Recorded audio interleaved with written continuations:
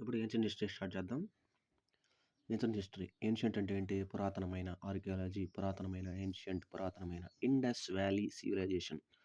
సింధు నది నాగరికత. సివిలైజేషన్ అంటే నాగరికత. ఇండస్ అంటే సింధు, వ్యాలీ అంటే రివర్ పక్కన ఉన్న ప్లేస్. ఇప్పుడు ఇండస్ పక్కన ఈ ప్లేస్ ఉంది కాబట్టి ఇది ఇండస్ వ్యాలీ. అదే గంగా ఉంటే గంగా వ్యాలీ. కాబట్టి ఇండస్ వ్యాలీ సివిలైజేషన్, సింధు నాగరికత, దాని గురించి డిస్కస్ చేద్దాం. ఈ ఇండస్ వ్యాలీ సివిలైజేషన్ని మనం హరప్పా సివిలైజేషన్ అని కూడా అంటాం. ఈ హరప్పా ఏంటంటే ఈ ప్లేస్ సింధు నది దగ్గర ఉన్న ప్లేస్. ఈ టైం పీరియడ్ మనకి చాలా ఇంపార్టెంట్. ఎక్కడ వరకు? 2500 BC to 17,100 BC, before common ఎరా లేదా before Christ.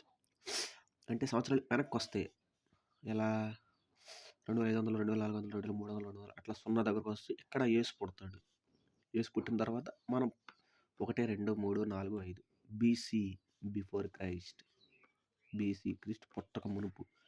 AC after Christ. దీన్ని మనం AD అంటాం. అన్నో డామిని. టైం పీరియడ్స్ని హిస్టరీలో 2 రకాలుగా కొలుస్తాం. BC, AC. మధ్యలో క్రైస్ట్ ఉంటాడు. క్రైస్ట్కి ముందు మొత్తం బిఫోర్ క్రైస్ట్. ఇదే before Christ. After Christ AC. మనం ఉన్న ఇప్పుడు క్రీస్తు పుట్టి 2500 సంవత్సరాలు అయింది. 25 సంవత్సరాలు అయింది. ఓకేనా? ఇప్పుడు మనం 2026లో ఉన్నాం కదా, అలా. అలాగే ఈ ఇండస్ వ్యాలీ సివిలైజేషన్ ఎరా ఎప్పుడు? 2500 to 1750 BC, before Christ. So ఇందులో మెయిన్ ఏంటయ్యా అంటే కొత్త నగరాలు ఈ సింధు నది ఒడ్డున ఉద్భవించాయి. అప్పుడు నగరాలు ఉన్నాయి, కానీ వాటికి వెలికి తీయాలి మనం. అంటే అలా భూమిలో కప్పబడి ఉన్నాయి. భూమిలో కప్పబడి ఉన్నప్పుడు మన ఇండియా వాళ్ళు ఒక సర్వే చేద్దాం అనుకున్నారు. సర్వే చేయాలంటే ఏంటి? ఆర్కియాలజిస్ట్ కావాలి కదా. ఆర్కియాలజిస్ట్ అంటే వాడు భూమి లోపల తవ్వి ఇక్కడ ఏమైనా సిటీలు ఉన్నాయా అని అందరూ ప్లాన్లు వేసుకుంటూ ఉన్నారు. అప్పుడే మన వాళ్ళకి సింధు నది ఏరియా ఏదో కనపడింది. అరే వై డోంట్ వి ట్రై అని చెప్పి కొంతమంది ట్రై చేశారు. ట్రై చేసినప్పుడు మనకు ఒక ఆర్గనైజేషన్ కావాలిగా. ఆర్గనైజేషన్ అంటే ఏంటి? ఎంతమంది ఉండాలి, ఆ గ్రూప్ హెడ్ ఎవడు, దీని మీద గవర్నమెంట్ ఒక ఆర్డర్ పాస్ చేయాలంటే ఒక ఆర్గనైజేషన్ ద్వారా పాస్ చేయద్ది. సపోజ్ ఎగ్జాంపుల్ మనకి ఏదైనా ఇప్పుడు డబ్బులు కావాలి, ఎక్కడికి వెళ్తాం? బ్యాంక్ దగ్గరికి వెళ్తాం. బ్యాంకులో డబ్బులు ఉంటాయి కదా, అది ఒక ఆర్గనైజేషన్. మనిషికి దేనైనా లింక్ చేసేది ఒక ఆర్గనైజేషన్ లింక్ చేస్తుంది. మనిషికి డబ్బుకి కానీ మనిషికి ఒక ఏదైనా వస్తువుకి కానీ ఒక ఆర్గనైజేషన్ లింక్ చేస్తుంది. అలా ఈ ఆర్కియాలజిస్ట్ ఎవిడెన్సెస్ కావడానికి మనకు ఒక ఎవిడెన్స్ ఒకటి దొరికింది. అంటే ఒక ఆర్గనైజేషన్ దొరికింది. ఆ ఆర్గనైజేషన్ పేరు ఏం పేరు అంటే ఆర్కియాలజీ సర్వే ఆఫ్ ఇండియా. 1864లో స్థాపించారు archaeology survey of India. So ప్రతిదానికి ఒక హెడ్ ఉంటాడు కదా. దీనికి ఫస్ట్ హెడ్ బుల్లెట్ పాయింట్, ఇది bullet question. Alexander Cunningham. Who is the first general of archaeology survey of India అని అడుగుతాడు, లేదా first chairman of archaeology survey of India. Alexander Cunningham. ఈయన ఏం చేశాడంటే, సో ఇలా సర్వే చేసిన దానికి ఈయన ఫస్ట్ చైర్మన్ అయ్యాడు. ఈయన్నే ఫాదర్ ఆఫ్ ఇండియన్ ఆర్కియాలజీ అని కూడా అంటాం. ఫాదర్ ఆఫ్ ఇండియన్ ఆర్కియాలజీ అంటాం. ఎవరిని? Alexander Cunningham. సో ఇదంతా బాగానే ఉంది. 1864లో స్టార్ట్ చేశారు. కానీ ఏమైంది? అలా తరచు పోను మన వాళ్ళకి ఇంట్రెస్ట్ పెరిగింది. తవ్వాలన్న ఇంట్రెస్ట్. ఎందుకు? ఎవరో అని ఉంటారు కదా, ఇక్కడున్న ప్లేసు వరదలకు బాగా గురైంది, కింద ఏమన్నా ఉండొచ్చు, ఉండకపోవచ్చు అని 1921లో ఒక ఆయన వచ్చాడు. ఈ డేట్స్ ఇంపార్టెంట్, ఈ గుర్తుపెట్టుకోవాలి. ఇది 1864. ఇప్పుడు archaeology survey of India form చేసింది. ఈ డేట్ సరిగ్గా చూడు ఒకసారి, ఉంటుంది గూగుల్ అన్నకు.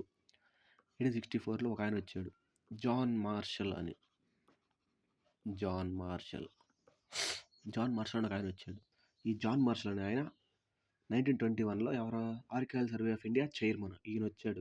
ఈయన రావడం మనం ఇంకా తవ్వకాలు మొదలెట్టాం. మన సంపద మనం తెలుసుకోవాలి. 1921 అంటే ఎప్పుడు బ్రిటిష్ వాళ్ళు ఆల్రెడీ వచ్చి మనం పాలిస్తున్నారు కదా, అప్పుడే ఈయన దీనికి చైర్మన్.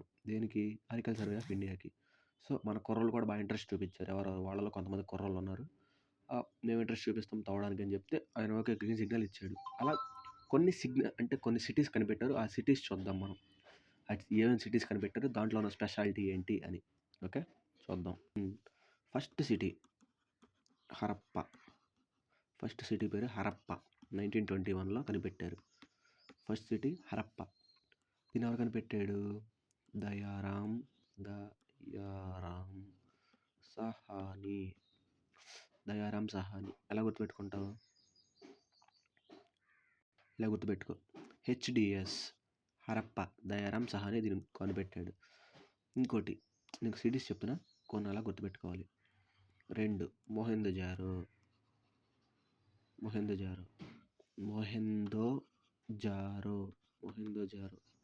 ఎవరు కనిపెట్టారు? రకుల్ దాస్ అనుకుంటా. రకుల్ దాస్ ముఖర్జీ. ఎంఆర్డి. ఇవి గుర్తుపెట్టుకోవాలి సిటీస్. ఇలా ఇంక దీని అవుట్లైన్ ఇస్తాను నేను, అవి కూడా బాగుంటాయి.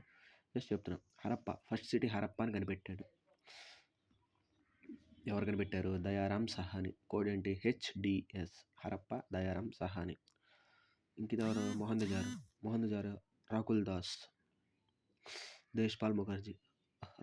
రకుల్ దాస్ ముఖర్జీ కనిపెట్టాడు మొహెందోజారో అంటే సిటీ ఆఫ్ డెడ్. మృత్యు దెబ్బ. మౌంటైన్ ఆఫ్ డెడ్ కానీ మృత్యు దెబ్బ అంటారు దీన్ని. మౌత్కి పహాడ్. మౌత్ అంటే మృత్యువు, పహాడ్ అంటే కొండ. మొహందోజారో మృత్యు దెబ్బ, సిటీ ఆఫ్ డెడ్. ఓకే, ఇప్పుడు ఈ ఇండస్ వ్యాలీ సివిలైజేషన్కి పాయింట్స్ చూద్దాం. అంటే బార్డర్ ఎక్కడ దాకా ఉంది అని. అంటే ఒక ఏరియాకి ఒక బార్డర్ ఉంటుంది కదా, అలా ఈ ఇండస్ వ్యాలీ సివిలైజేషన్కి బార్డర్ చూద్దాం. ఇప్పుడు చూద్దాం ఇండస్ వ్యాలీ సివిలైజేషన్కి బార్డర్స్. నార్త్ బార్డర్ ఏంటి? మండా, అది ఎక్కడ దాకా? కాశ్మీర్ దాకా ఉంది. East border Alamgirpur, UP. South border Daimabad, Maharashtra. Sutkagendor పాకిస్తాన్లో ఉంది ప్రజెంట్. సుట్కాగెందర్ అంటే ఈ ఇండస్ వ్యాలీ సివిలైజేషన్ మొత్తం నార్త్లోనే ఉంది. ఓకే, ఒక్క సౌత్ సిటీ కూడా లేదు చూడు. ఇది మొత్తం నార్త్లోనే ఉంది. ఎందుకు? సింధు నది నార్త్లో మాత్రమే ప్రవహిస్తుంది, సౌత్లోకి రాలా. కాబట్టి ఇది మొత్తం నార్త్లోనే ఉంది. గుర్తుపెట్టుకో. నార్త్లో బౌండరీ ఏంటిది? మండా. ఈస్ట్లో అలంగిర్పూర్. సౌత్లో దైమాబాద్, సుట్కాగెందర్. జస్ట్ అడుగుతాడు. ఇప్పుడు ఇంకో చూద్దాం. అగ్రికల్చర్ చూద్దాం. అప్పట్లో అగ్రికల్చర్ ఎలా ఉండేదంటే క్రాప్స్. ఏం క్రాప్స్ ఉన్నాయి? Wheat, barley, cotton, lentil, chickpea, sesame, millets, rice, garlic. పంటలు బాగా పండించేవాళ్ళు అప్పుడు. ఎందుకు? ఓల్డ్ ట్రెడిషనల్ మెథడ్స్ కదా, చాలా బాగా పండించేవాళ్ళు. మనకి ఒక స్పెషాలిటీ ఉంది మన ఐవీసీలో, అంటే ఇండస్ వ్యాలీ సివిలైజేషన్లో. స్పెషల్ క్రాప్ ఏంటంటే కాటన్. అసలు బెస్ట్. మన ఫస్ట్ ఈజిప్షియన్ కాటన్. నెక్స్ట్ మనది గ్రీక్స్ మన దేశాన్ని ఏమనేవాళ్ళు అంటే మన దేశపు కాటన్ని సింధోన్ అనేవాళ్ళు. గ్రీక్స్ మన దేశపు పత్తిని, కాటన్ని. ఇప్పుడు అగ్రికల్చర్ టెక్నాలజీస్ ఎలా ఉన్నాయి?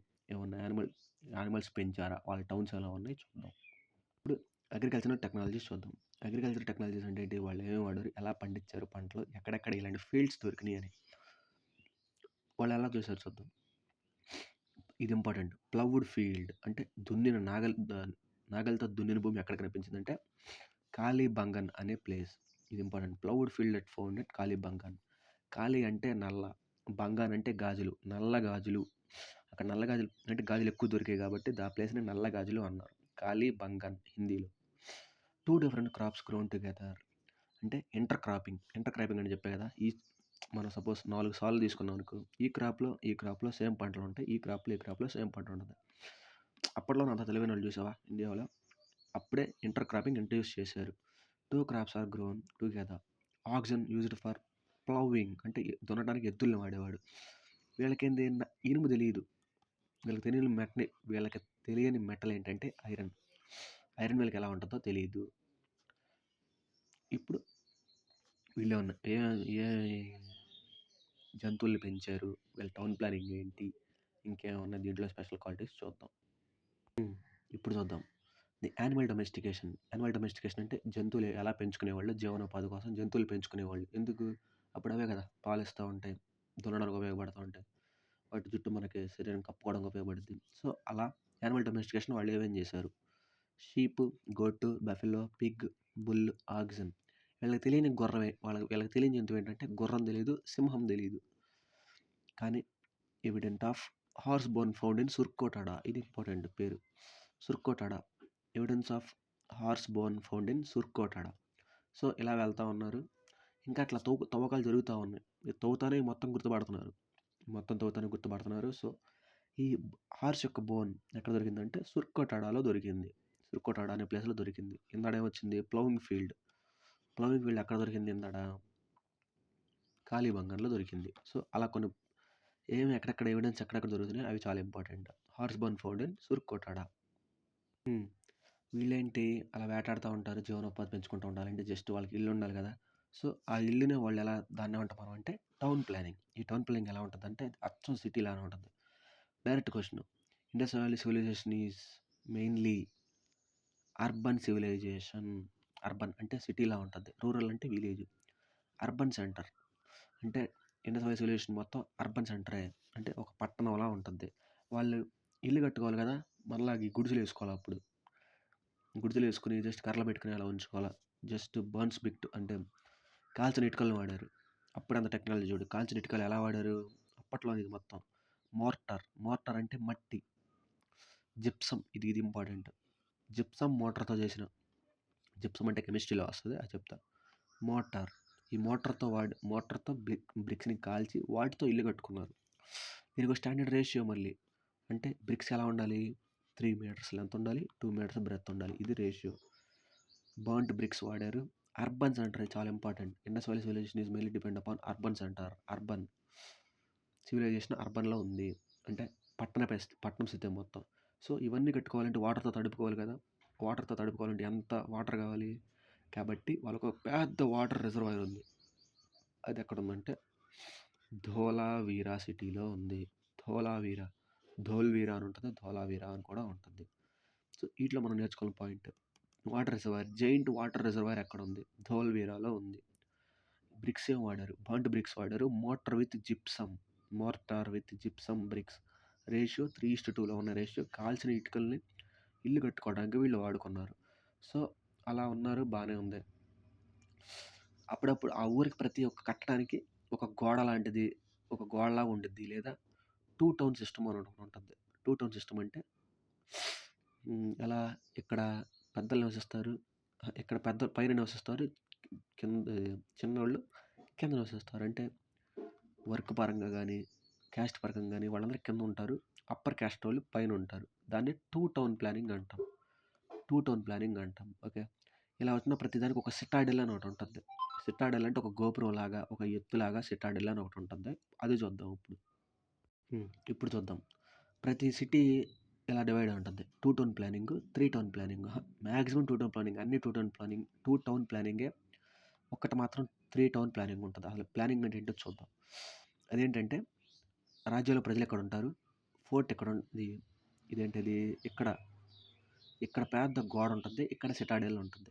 ఇది ప్రతి సిటీ యొక్క ప్లానింగ్. ఇది ఏంటంటే ఇక్కడ తక్కువ, దాన్ని ఏమంటాం, వర్కర్స్, లేబర్స్, రాజ్యంలో ప్రజలు మొత్తం ఎక్కడ ఉంటారు, రాజులు అంటే వెళ్ళే వాళ్ళు ఎక్కడ ఉంటారు, ఈ మధ్యలో పెద్ద గోడ ఉంటుంది. దీని తర్వాత ఒక సిటాడెల్ ఉంటుంది. ఇలా ఉంటుంది మొత్తం, ఒక సిటాడెల్ ఉంటుంది. ఓకే, ఈ సిటాడెల్ లేని ఒకే ఒక నగరం ఏందయ్యా అంటే Chanhudaro. Important. City without Citadel, which city didn't have Citadel అని అడుగుతాడు. చాన్హుదారో. ఈ సిటాడెల్ అనేది చాన్హుదారోకి లేదు. సో ఇప్పుడు 3 టౌన్ అంటే చూద్దాం. ఇది ఉంది కదా, ఇక్కడ సేమ్, ఇక్కడ 2 ఉంటాయి కదా, ఇక్కడ 3వ ప్లేస్ కూడా ఉంటుంది 3 టౌన్ ప్లానింగ్. ఇలా 3 టౌన్ ప్లానింగ్ ఉన్న ఒకే ఒక్క సిటీ ఏందయ్యా అంటే ధోలావీరా. 3 టౌన్ ప్లానింగ్ ఉన్న ఒకే ఒక్క సిటీ. జైంట్ వాటర్ రిజర్వాయర్, నీళ్ళు తాగడానికి, తడుపుకోవడానికి వాడేవాళ్ళు కదా, అది కూడా ఉంది ప్లేస్. ఇది ధోలావీరా, రెండింటికి బాగా ఫేమస్. ఓకే, ఇప్పుడు చూద్దాం అసలు ఈ ఇండస్ వ్యాలీ సివిలైజేషన్లో చెప్పుకోవాల్సింది అతి బెస్ట్ది ఏంటంటే గ్రేట్ బాత్. ఈ గ్రేట్ బాత్ ఉంది కదా, గ్రేట్ బాత్ అంటే మహాస్నాన వాటిక. ఇలా ఉంటుంది. ఇక్కడ 4 ఎంట్రన్స్లు ఉంటాయి. ఇటు పైన రూమ్స్ కూడా ఉంటాయి, ఎందుకు, డ్రెస్ చేంజ్ చేసుకోవడానికి. ఇదంతా 1921 టెక్నాలజీ, అది గుర్తుపెట్టుకోవాలి నువ్వు. చూడు అప్పుడే అంత బాగా ఇచ్చారు. బయటికి వెళ్ళిపోవడానికి దారులు ఉంటాయి, వాటర్ డిస్పోజబుల్ పోవడానికి బయటికి. ఐవీసీలో ఏదైనా గొప్పది ఏదైనా ఉందంటే ఇది మొదటిది. రెండోది గ్రానరీస్ అని ఉంటాయి. గ్రానరీస్ అంటే ఏంటి? గ్రెయిన్ స్టోర్ చేసుకునే అవి తర్వాత వస్తాయి. ఈ గ్రేట్ బాత్ ఎక్కడ ఉందంటే Mohenjodaro. Great bath is located in which place of Indus valley civilisation అని అడుగుతాడు. మొహెందో జారోలో ఉంది. ఓకే, దీన్ని కట్టడానికి వాళ్ళు ఏం వాడారు? ఇది రెక్టాంగిల్ షేప్లో ఉంది. దీన్ని కట్టడానికి ఏం వాడారు చెప్పాక, అప్పుడు బ్రిక్స్ దీంతో తయారు చేసేది. సో ఇలా ఉంటాయి అన్నమాట అప్పుడు. ఇలా ఉండేవి. సో ఈ మెహంజారో ప్లేస్లో గ్రేట్ బాత్ ఉంది. సో దీన్ని కట్టడానికి ఏం వాడేవాళ్ళు అంటే, ఇందాక చెప్పారు రాక్ బండ్స్, బర్న్డ్ రాక్స్ వాడారు. దేంతో తయారు చేశారు? మోర్టార్ విత్ జిప్సమ్తో తయారు చేశారు. దీని రేషియో ఎంత? 3:2 రేషియోలో స్టాండర్డ్ రేషియో. పర్ఫెక్ట్గా అప్పట్లోనే ఇంత టెక్నాలజీ వాడారు వీళ్ళు. ఇది గ్రేట్ బాత్ గురించి మెయిన్ అడిగే క్వశ్చన్. గ్రేట్ బాత్ ఎక్కడ ఉంది? మొహంజోదారోలో ఉంది. మొహంజోదారోని ఎవరు డిస్కవర్ చేశాడు? రకుల్దాస్ బెనర్జీ. MRD, మొహంజోదారో రకుల్దాస్ బెనర్జీ. హరప్పాని ఎవరు చేశారు? HDS హరప్ప, దయారాం సహాని. ఎలాంటి బ్రిక్స్ వాడారు? Mortar with gypsum bricks. Ratio ఎంత? 3:2. ఓకే, ఇది గ్రేట్ బాత్. తర్వాత వీళ్ళేంది పంటలు పండించారని చెప్పే కదా. పంటలు పండించారు. ఏం పండించారు? వీట్, బార్లీ, కాటన్ ఏం పండించారు. అంత పండించిన పంట వాళ్ళు ఒకరోజు తినేరు కదా. సో దానికోసం వీళ్ళు ఏం చేశారు? ఒక గ్రేట్ గ్రానరీ నిర్మించుకున్నారు. అంటే అతిపెద్ద ధాన్యాగారం నిర్మించుకున్నారు. సో ఇక్కడికి ఎందుకు వచ్చేవాళ్ళు అంటే స్నానాలు ఆచరించేవాళ్ళు. ఇక్కడ దగ్గరలో గుడులు ఉంటాయి కదా, అప్పుడు ఇక్కడ స్నానాలు ఆచరించేవాళ్ళు. గర్ల్స్ బాత్రూమ్స్ ఉంటాయి. అంటే ఇటు వెళ్ళిపోతారు. బాయ్స్కి బాయ్స్ బాత్రూమ్స్ ఉంటాయి. డ్రెస్ చేయించుకోవడానికి ఇలాంటి ప్లేస్లు ఉంటాయి. బుక్లో చాలా క్లియర్గా ఉంటుంది, చూడు బొమ్మలో. సో ఇది గ్రేట్ బాత్ గురించి. ఇప్పుడు ఆ పంటలు దాచుకోవడానికి ఉండే కదా గ్రేట్ గ్రానరీ, అది చూద్దాం. పంటలు దాచుకోవడానికి ఏం వాడుకోవాలని చెప్పాను? Great granary. ఈ గ్రేట్ గ్రానరీ ఏమైందంటే పంటలు దాచుకునేవాళ్ళు ఎక్కువ, చాలా పంట దాచుకునేవాళ్ళు. అలాంటిది లార్జెస్ట్ బిల్డింగ్ ఎక్కడ ఉందంటే, గ్రేట్ గ్రానరీ ఎక్కడ ఉందంటే మొహంజోదారోలో ఉంది. ఇంపార్టెంట్, మొహంజోదారోలో చాలా ఎక్కువ ఉన్నాయి కదా. ఏమన్నా ఇది ఉంది, గ్రేట్ బాత్ ఉంది. అరుండే దీనికి బెస్ట్ సిటాడెల్ ఉంది. అన్నిటికీ సిటాడెల్స్ ఉంటాయి, ఒక్క దేనికి తప్పితే ఉండదు. చాన్హుదారోకు ఉండదు. చాన్హుదారో కనిపెట్టిన అంటే మజుందార్. అవి తర్వాత చెప్తా, అంటే అవి పిక్ పెడతా చూడు తర్వాత. సో ఇది ఉంది. ఇప్పుడు దేనికి ఉపయోగిస్తారు గ్రానరీస్ని? స్టోరేజ్కి ఉపయోగిస్తారు గ్రానరీస్ని. సో ఇలాంటివి హరప్పాలో 6 వరుసనే ఉంటాయి. 6 గ్రానరీస్ ఇన్ ఎ రో located in which city? Direct questions ఇవన్నీ.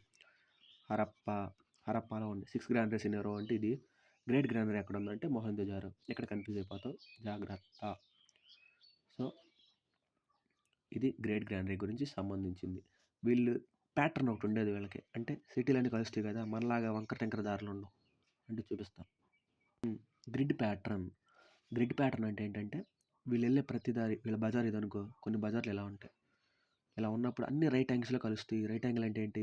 ఇలా కలుస్తాయి. అన్ని ఇంటర్లింక్డ్ బజార్లు, అన్నీ ఇలా ఇంటర్లింక్డ్ ఉంటాయి. మనలాగా ఒకటి ఇట్లా వెళ్ళి ఇట్లా వెళ్ళడాలు ఉండవు, ఇట్లా వెళ్ళడాలు ఇక్కడ ఆగిపోవడాలు ఉండవు. అన్నీ ఇలా ఇంటర్లింక్డ్ ప్యాటర్న్స్ ఉంటాయి. ఇటు వెళ్ళేవాడు కన్ఫర్మ్గా ఎడగలుస్తాడు, ఇటు వెళ్ళేవాడు ఎడగలుస్తాడు, ఇటు వెళ్ళేవాడు ఎడగలుస్తాడు. కన్ఫర్మ్గా ఇలా ఉంటుంది. గ్రిడ్ ప్యాటర్న్ అంటారు దీన్ని. గ్రిడ్ ప్యాటర్న్ అంటే 90 degrees రోడ్స్ ఉండడం. అంటే ఇలా 90 degrees రోడ్డు, ఇలా 90 degrees రోడ్డు, ఇలా ఇది 90 degrees కదా, అట్లా స్ట్రైట్గా ఉండటం రోడ్స్. Grid pattern. ఈ ప్యాటర్న్ ఎక్కువ ఫాలో అయిపోయారు ఫుల్గా. అప్పట్లోనే ఫాలో అయ్యారంటే చూడు ఎంత టెక్నాలజీ ఉందో కదా. ఎక్కడికి వెళ్ళినా ఇంతే కట్ అవుతూ ఉండే రోడ్లు. ప్రతి బజార్ మొత్తం ఒక చోట కలిసేది. ప్రతి ఇంటికి బాత్రూమ్ ఉండేది. రోడ్స్ కూడా నిర్మించుకున్నారు వాళ్ళు. రోడ్ సైడ్ కిటికీ అప్పుడే లేదు. ఎందుకు? డస్ట్ మాత్రం పడిద్దని రోడ్ సైడ్ కిటికీ పెట్టుకోలేదు వాళ్ళు. ప్రతి ఇంటికి బాత్రూమ్ ఉంటుంది. ప్రతి ఇంటి నీళ్ళు కలవడానికి దీన్ని ఏమంటాం మనం? ఇప్పుడు మ్యాన్ హోల్ అంటాం కదా, దాన్ని అప్పుడు చెస్ పిట్ అనేవాళ్ళు.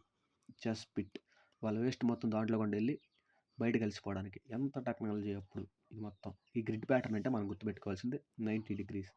గ్రిడ్ ప్యాటర్న్ ఎక్కడ అయ్యా ఉందంటే లోథాల్. ఈ లోథాల్ ఇంకో దానికి కూడా ఫేమస్, అది చూద్దాం. లోథాల్ దేనికి ఫేమస్ అంటే dock yard. Lothal dock yard అంటే ఏంటి? ఓడరేవు పోర్ట్. ఎక్కడయ్యా పోర్ట్ ఉందంటే లోథాల్లో ఉంది. లోథాల్లో పోర్ట్ ఉంది. దీన్నే డాక్ యార్డ్ అని కూడా అంటాం. గ్రిడ్ ప్యాటర్న్ ఎక్కడయ్యా దొరికిద్ది అంటే మనకి లోథాల్లో దొరికిద్ది. సో ఆర్కిటెక్చర్ ఎలా ఉంది ఇక్కడ? అర్బన్ ప్లానింగే మొత్తం చెప్పే కదా. Indus valley civilisation is mainly based upon urban pattern. The houses are built with houses ఎలా ఉన్నాయి? దేనితో తయారు చేశారు? బర్న్డ్ బ్రిక్స్‌తో తయారు చేశారు. Every house has its own bathroom. ప్రతి ఒక హౌస్‌కి బాత్రూమ్ ఉంది. డ్రైనేజెస్. ఇప్పుడేంటి ఆ డ్రైనేజ్ మొత్తం క్లీన్ చేసుకోవడానికి మనం మ్యాన్‌హోల్ అని వాడుతున్నాం అని చెప్పా కదా! Cesspit. దాన్నే మన అప్పట్లో చెస్ పిట్ అనేవాళ్ళు. ఓపెన్ చేసి క్లీన్ చేసుకునేవాళ్ళు. ఏమైనా అడ్డుపడినా ఇలాంటివి పోయినా. ఇంకేమున్నాయి? ఇంకా సోషల్ డిఫరెన్సెస్ అంటే ఏమంటాయి? ఎగ్జాంపుల్ బరియల్స్ గానీ, వాళ్ళేం పదాలు వాడారు? పదాలంటే ఏంటివి? ఎలాంటి వస్తువులు వాళ్ళు వాడారు? అవి డిస్కస్ చేద్దాం ఇప్పుడు. వాళ్ళు ఎలా పూడ్చిపెట్టబడ్డారు? ఏమైనా ఎక్స్ట్రా ఉన్నా మనిషితో పాటు ఎవరైనా ఇంకా ఎక్స్ట్రా ఏమైనా పూడ్చిపెట్టారా? అవి చూద్దాం. ఇప్పుడు చూద్దాం.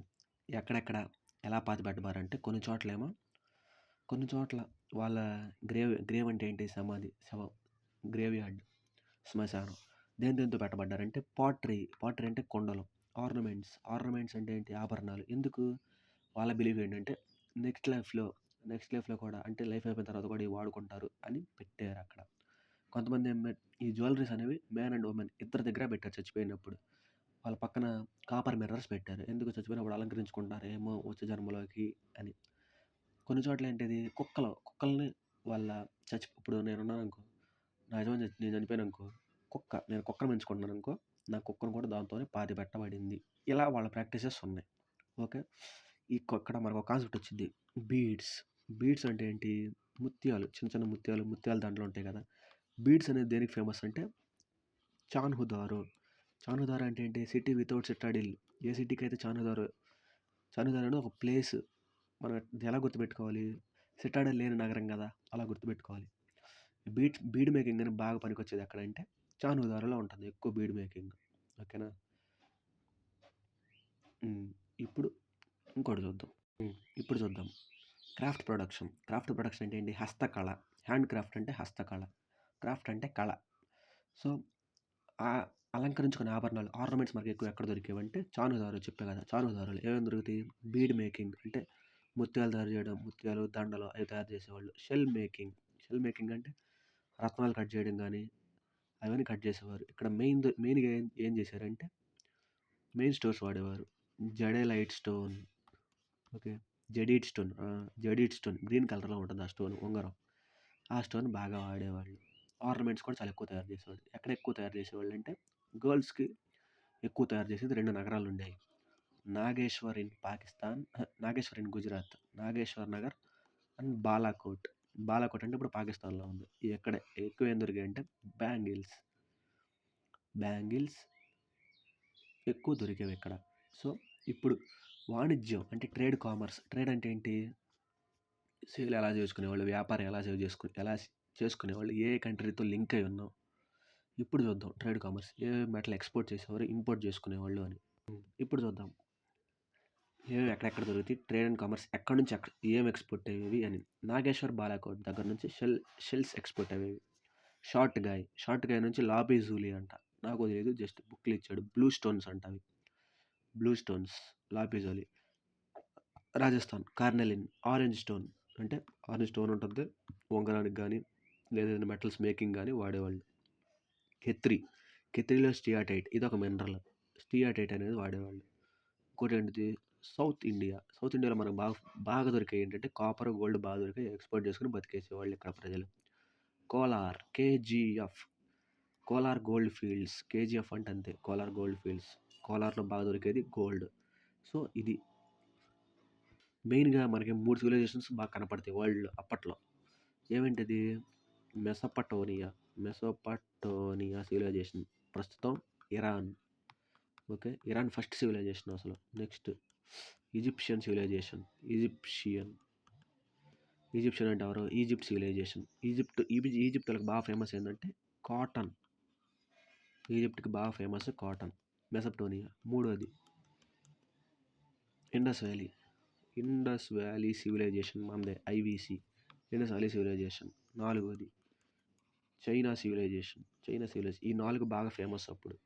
మనకు వీళ్ళకి అమ్మేవాళ్ళం, ఎవరికి? చైనా వాళ్ళకి మనకు కాటన్ అమ్మేవాళ్ళం. అప్పుడు ఎలా ఉపయోగించుకునేవాళ్ళం అంటే ఒక సీ రూట్ని మనం ఉపయోగించుకునేవాళ్ళం. ఆ రూట్స్ని మనం సిల్క్ రూట్ అంటున్నాం. ఇండియాకి చైనాకి మధ్య ఉన్న సీ రూట్ని మనం సిల్క్ రూట్స్ అంటున్నాము.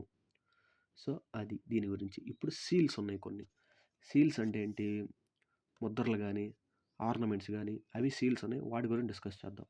ఈ సీల్స్ ఇది హరప్పన్ సీల్స్ దేంతో తయారు చేసేవాళ్ళంటే స్టియాటైట్. ఎక్కడ దొరుకుతుందని చెప్పాను?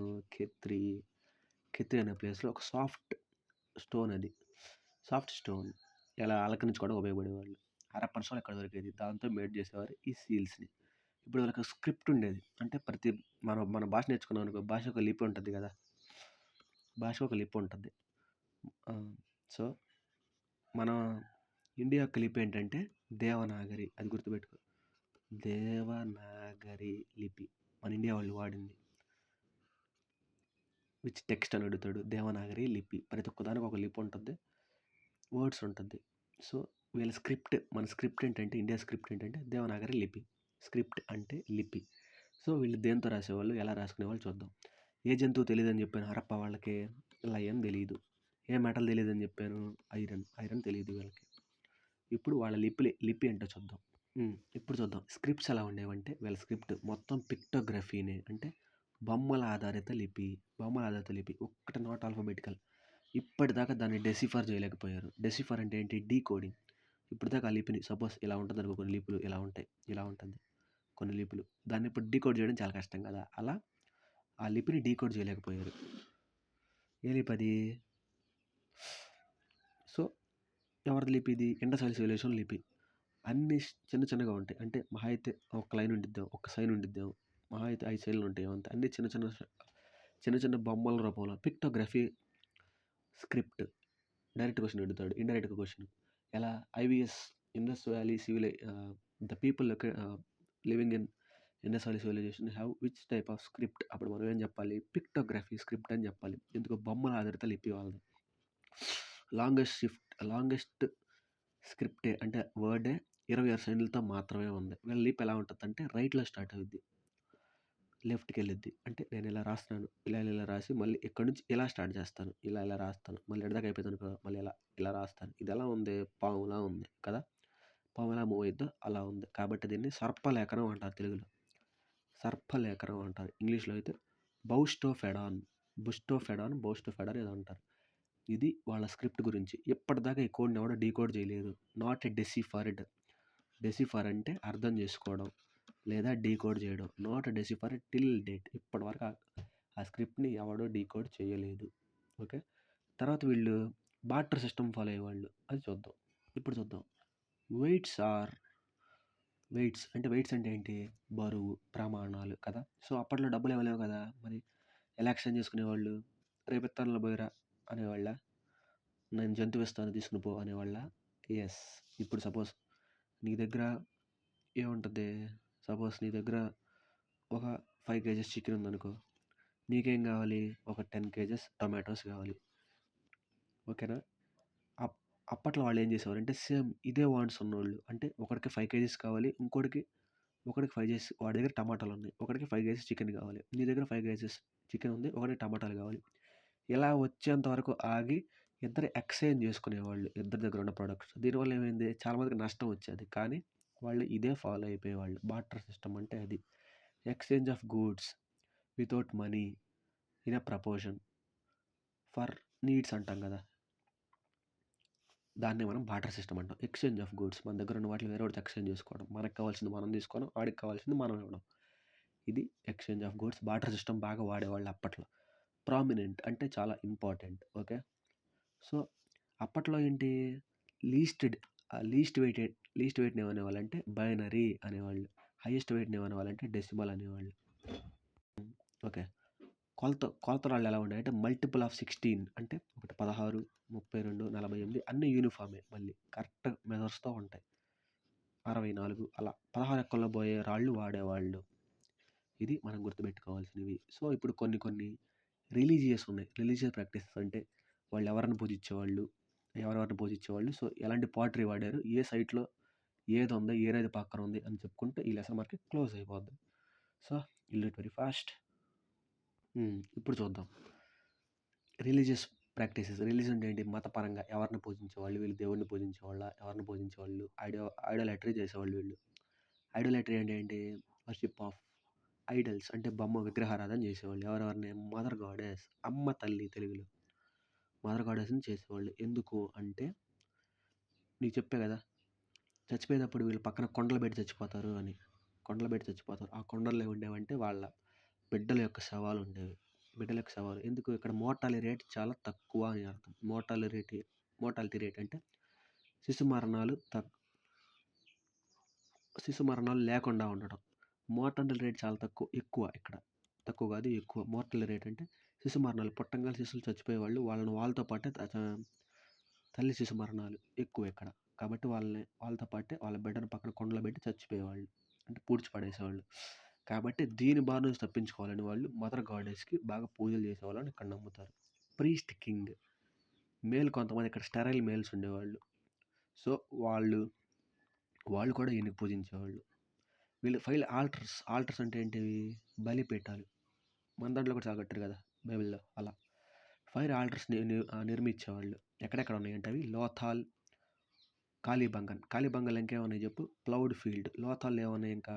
డాక్ యార్డ్ అంటే ఓడరేవు ఉంది. Port city, Kalibangan. ఈ 2 చోట్ల ఫైర్ ఆల్టర్స్ ఇక్కడ పెట్టేవాళ్ళు పూజించడానికి. ఈ మదర్ గాడెస్ని పూజించేవాళ్ళు, ప్రీస్ట్ కింగ్ని పూజించేవాళ్ళు. సో కొన్ని వస్తువులు దొరికినాయి. అవి ఎక్కడెక్కడ దొరికినాయి అవి చాలా ఇంపార్టెంట్ మనకి. అవి చూద్దాం. సో ఇక్కడెక్కడ ఏమేమి పాటరీ వాడేవాళ్ళు అంటే కొండలు ఎలా తయారు చేసేవాళ్ళు, ఏ డిజైన్లో తయారు చేసేవాళ్ళు అంటే 3 డిజైన్లే జస్ట్. ఆర్చ్ coloured pottery, black red colour pottery, grey colour painted grey ware pottery. ఈ 3 వాడేవాళ్ళు. ఎంత చరిత్ర ఉన్నది, ఎలా అంతం అయిపోయింది, what are the reasons for decline of Harappan civilisation. Decline అనేది తగ్గిపోవడం, క్రమక్రమంగా తగ్గిపోవడం డిక్లైన్ అంటాం. సో ఎందుకు డిక్లైన్ అయిందో చూద్దాం. కొంతమంది అంటారు ఇది క్లైమేట్ చేంజ్ వల్ల డిక్లైన్ అయిపోయింది అంటారు. క్లైమేట్ చేంజ్ అంటే ఏంటి? ఎండలకి ఎండిపోయేది మొత్తం కరిగిపోవడం, వానలకు వచ్చి మొత్తం కొట్టుకుపోవడం, చలికి మొత్తం పడిపోవడం క్లైమేట్ చేంజెస్ వల్ల అంటారు. కాదు, అందులో నువ్వు చెప్పిన ఒక పాయింట్ రైట్ అని ఒకడు అంటాడు.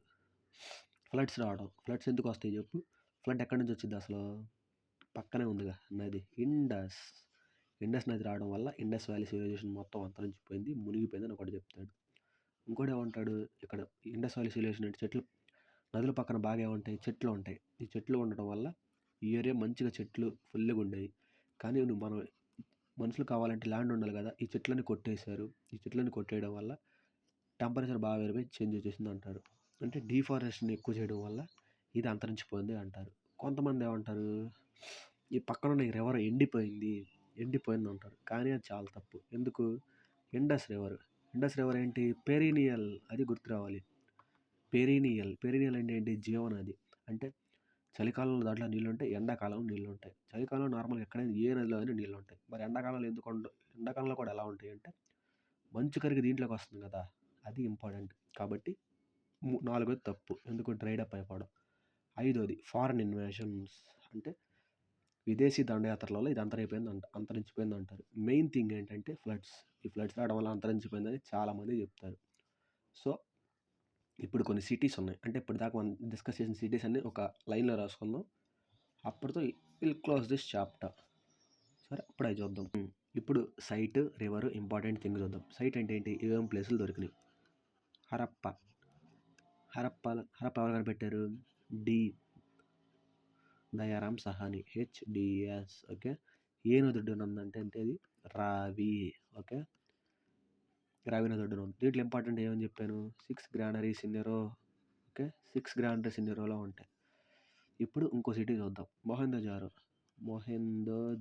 మొహంజదారోలో కోడ్ ఏంటి చెప్పాను? MRD. రకుల్ దాస్ బెనర్జీ. ఓకే, రకుల్ దాస్ బెనర్జీ. ఏ నది ఒడ్డున ఉంది ఇది? ఇండస్. ఈ గుర్తుపెట్టుకోవాలి, నదులు కూడా అడుగుతాడు మేబీ. దీంట్లో చాలా ఎక్కువ ఉన్నాయి. మొహంజదారోలో ఏముంది? Great bath, the granary, bath. ఇప్పుడు చెప్పే ఇంపార్టెంట్ ప్రోటోశివ. శివుడి విగ్రహం ఉంది. డాన్సింగ్ గర్ల్ విత్ బ్రాంజ్ అంటే బ్రాంజ్ తయారు చేసిన డాన్సింగ్ గర్ల్ ఎక్కడ ఉంది అని అడుగుతాడు. మొహంజదారోలో అడుగుతాడు. ఉంది. ఇంకోటి ఏంటి? గాడెస్ ఎర్త్ అంట. అంటే భూదేవత గాడెస్ ఎర్త్.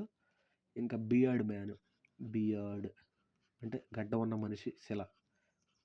ఇవి చాలా ఇంపార్టెంట్. ఇవి great bath, great granary, proto Shiva, bronze women, dancing women. Bronze dancing women ఎక్కడుంది?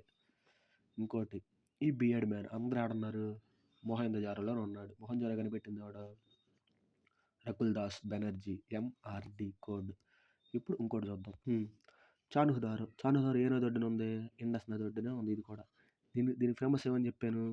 బీడ్ మేకింగ్ ఒకటి, రెండోది city without citadel. City without citadel famous. Bead making ఇదే, సిటీ వితౌట్ సిటాడెల్ ఇదే.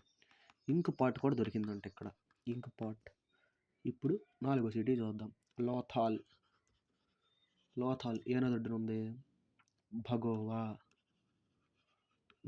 నది ఒడ్డున ఉంది. లోథాల్ భగోవా నది ఒడ్డున ఉంది. ఇక్కడ ఏం ఫేమస్? లోథాల్ దేనికి ఫేమస్? డాక్ యార్డ్ లేదా ఏం పోర్ట్కి ఫేమస్. ఇంకేమున్నాయి ఇక్కడ? ఆల్టర్స్, ఫైర్ ఆల్టర్స్ ఇక్కడ ఉన్నాయి లోథాల్లో. ఓకే, మళ్ళీ ఇంకేముంది? డబుల్ బరియల్, ఇద్దరిద్దరిని పూడ్చిపెట్టారంట ఇక్కడ. Double burial found in okay Lothal. ఇవన్నీ ప్లేస్లు, అక్కడ ఉన్న ప్లేస్లు ఏ నది ఒడ్డున ఉంటాయి అని. ఇప్పుడు చూద్దాం. కాళీబంగన్ ఎక్కడ ఉందంటే గుజరాత్ ఏరియాలో ఉంది. ఈ కాళీబంగన్ రాజస్థాన్. కాళీబంగన్ రాజస్థాన్. లోథాల్ గుజరాత్లో ఉంది, అది గుర్తుపెట్టుకోవాలి. లోథాల్ గుజరాత్లో ఉంది. ఇంకా పైన చెప్పినవన్నీ, ఆ 3 చెప్పినవన్నీ పాకిస్తాన్ దగ్గరే ఉన్నాయి. సో ఈ కాళీబంగన్ ఎక్కడ ఉందంటే ఘగ్గర్ నది. ఇప్పుడు ఘగ్గర్ నది ప్రజెంట్ పేరు ఏం పేరంటే ఏం పేరు? సరస్వతి అనుకుంటా. అంతే, సరస్వతి నది దగ్గర ఉన్నాయి కాళీబంగన్, రాజస్థాన్లో. ఘగ్గర్ నది. దీంట్లో ఏమని నేను చెప్పాను? Fire altar. కాళీబంగన్ అంటే ఏమని చెప్పాను ఫస్ట్? నల్ల గాజులు, బ్లాక్ బ్యాంగిల్స్ దొరికాయి. క్లౌడ్ ఫీల్డ్ ఇక్కడే ఉంది. క్లౌడ్ ఫీల్డ్ ఫస్ట్ కనిపెట్టింది ఇక్కడే. రాఖీ గర్హి. నెక్స్ట్ ఇది కూడా సేమ్ ఘగ్గర్ నది ఒడ్డున ఉంది. ఘగ్గర్ నది. ఇక్కడ ఇదేంటిది స్పెషాలిటీ ఏంటంటే లార్జెస్ట్ ఐవీసీ సైట్. మనకు కనపడిన లార్జెస్ట్ ఐవీసీ సైట్ ఇదే. ఓకేనా? ఇప్పుడు నెక్స్ట్ చూద్దాం. ఇప్పుడు ధోలావీరా చూద్దాం. ధోలావీరాలో ఏమని అని చెప్పాను? Giant water reservoir. ధోలావీరాలో జైంట్ వాటర్ రిజర్వాయర్ ఉంది. ఇంకోటి ఏంటి? 3 టౌన్ ప్లానింగ్. ఇది ఇంపార్టెంట్.